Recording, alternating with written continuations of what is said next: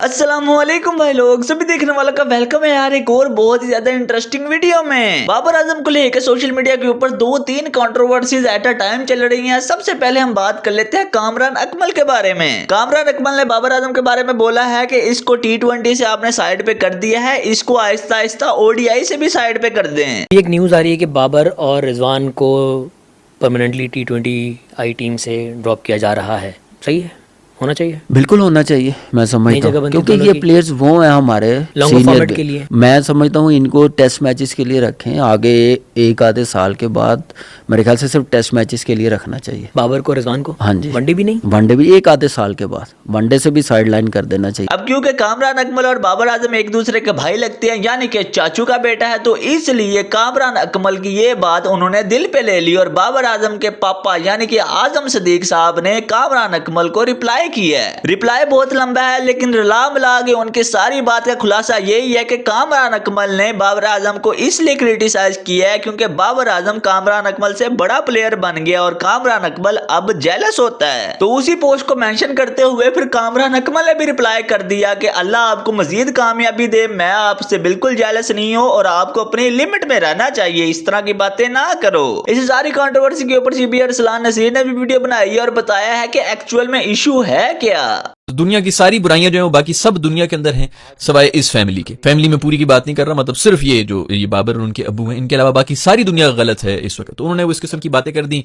आगे से मेरे दोस्त कामरान अकमल ने भी जवाब दे दिया। शुरू में साफ पता लग रहा है उन्होंने किसी से लिखवाया हुई अंग्रेजी वगैरह, लेकिन बीच में जो है उन्होंने बीच में कोई लुच मारी हुई है, प्रोफेशनल अंग्रेजी चलते चलते बीच में स्टे इन योर लिमिट्स इस किस्म के कोई जवाब उन्होंने भी दिया। उन्होंने कहा कि मुझे मेरा ब्रॉटअप इस तरह हुआ कि मैं किसी को जेलसी नहीं होती, मुझे ये नहीं होती, वो नहीं थी। इसका ब्रॉटअप से मेरे ख्याल में कोई लेना देना नहीं है भाई, आप खानदानों के बीच में मत घुसाएं। आई नो कि आपके खानदानी मसाइल कुछ चल रहे हैं, लेकिन ये तो अच्छी परवरिश वाले भी खानदान होते हैं, उसके अंदर भी जेलसी तो बड़ा एक नॉर्मल चीज है, किसी को भी हो सकती है। बंदे को कभी लगता है कि मैं जेलस नहीं हूं, लेकिन मैं प्रोफेशनल लाइफ में जाके कोई ऐसी सिचुएशन हो जाती है, कोई ऐसा बंदा आ जाता है जो उसको रिप्लेस कर लेता है, तब उसको फील होता है कि जेलसी तो मुझे भी हो रही है। सो कभी भी इसके ऊपर बात नहीं करनी चाहिए कि मुझे कभी जेलसी नहीं होती। आपको कभी उस सिचुएशन में ही नहीं आ पाए जहां पर आपको जेलसी नहीं हो रहा, वरना होने को हो सकती है। बड़े से बड़े जो है अपने आप को वली अल्लाह समझते हो, उनको भी जेलसी हो जाती है जब उस चीज के ऊपर हिट किया जाए।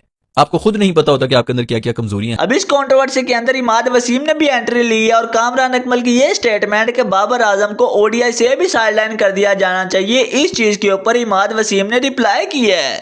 अब आप कह रहे हैं, मैं क्रिटिसिज्म देख रहा था, अब आप कह रहे हैं कि बाबर आजम को आप वनडे क्रिकेट से ड्रॉप कर दें, राइट? जो हमारे उसमें चल रहा है। Look, nobody has got the skills what Babar Azam has got in one day cricket. I'm specifically talking about one day cricket.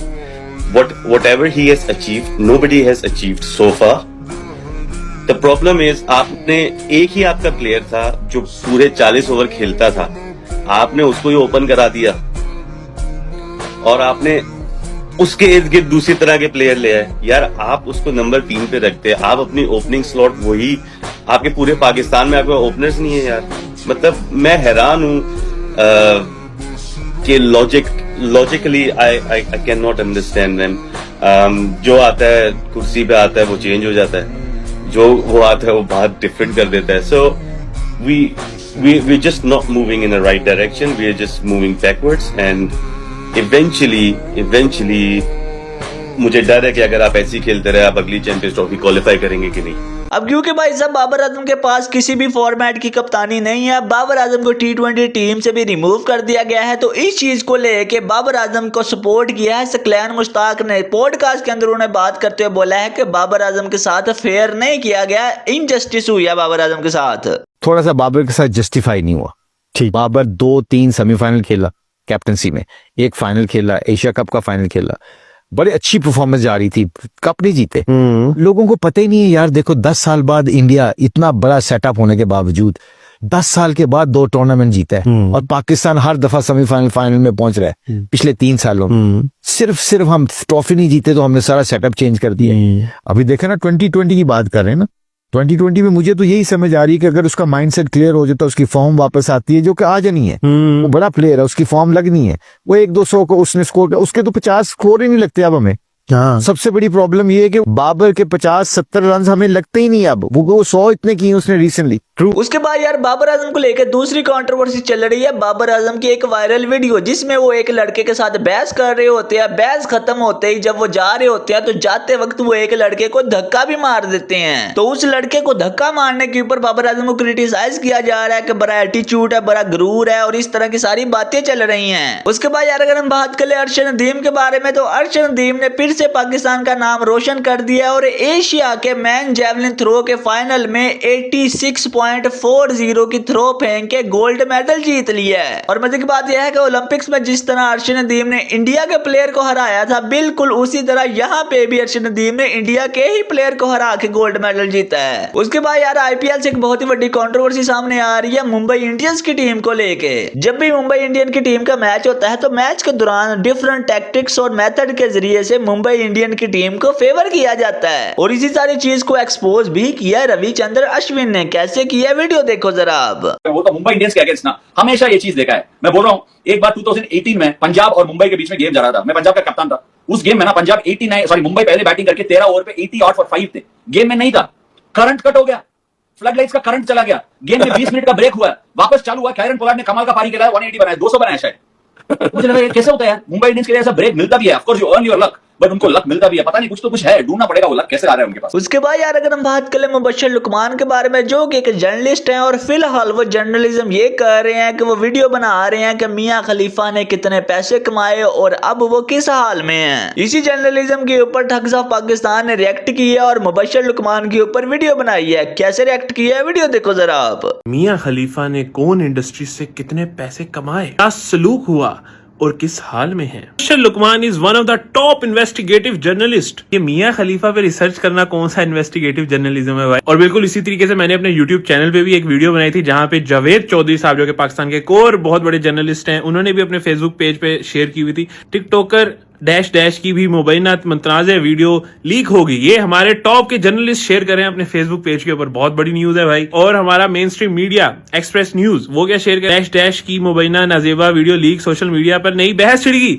ओहो भाई, बहुत बड़ी इंपॉर्टेंट ब्रेकिंग न्यूज। और ये तो मैं आपको उन लोगों के बारे में बता रहा हूँ जो कि मशहूर हैं। जो मशहूर नहीं है अगर हम उन पे आ जाए तो वो तो बैठ के लाइव रिव्यू करते हैं। फलाने की फुल वीडियो 2025, फलाना वीडियो 2025, फलाने के 6 पार्ट्स अवेलेबल। और अंकल तो ये भी कहते हैं कि स्टार भेजकर शेयर करें और इनबॉक्स में कमेंट करें, वीडियो मिल जाएगी।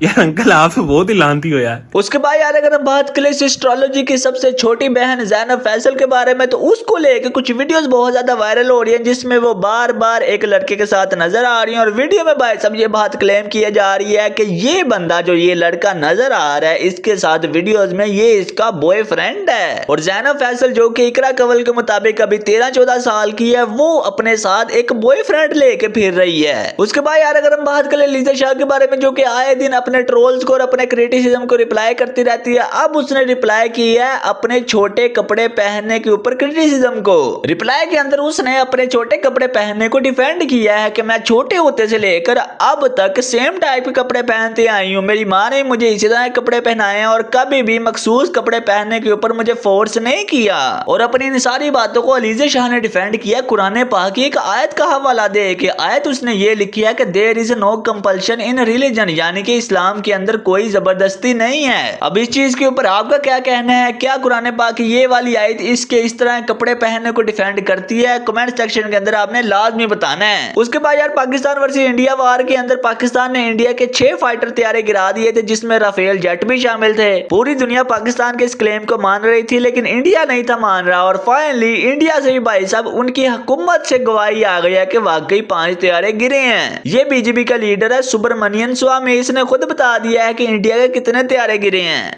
हमारे जहाज गिरे हैं, कितने गिरे हैं बताइए? 5 पाकिस्तान ने अपने जहाज को बेचकर गिराया था हमारा। उसमें कुछ चाइना का भी रोल था? चाइना के प्लेन्स तो चाइना के ही थे। हाँ, चाइना के लोगों ने नहीं किया। चाइना ने जो हवाई जहाज दी थी वो बहुत बढ़िया हवाई जहाज थी। और जो फ्रांस के जो थे वो उतना बढ़िया नहीं थे। और हमारे उनके जो हवाई जहाज है उन्होंने 5 को गिराया था।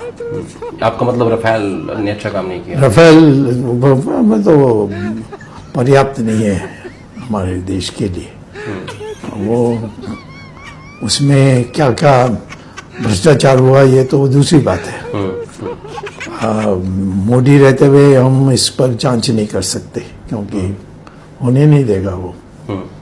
और इसके साथ साथ इंडियन मिलिट्री के एक ऑफिसर ने ब्लूमबर्ग को इंटरव्यू दिया और उसके अंदर उसने कंफर्म किया कि हाँ हमारे तैयारे गिरे हैं। क्या यार मेरे ख्याल से ठीक हो गया, फिलहाल के लिए इतना काफी है। अभी अगर आपको वीडियो पसंद आया तो लाइक लाजमी कर देना, शेयर भी कर देना और लगे आज चैनल को सब्सक्राइब लाजमी कर लेना। हम इंशाल्लाह मिलते हैं आपसे अगली वीडियो में, तब तक के लिए अल्लाह हाफिज।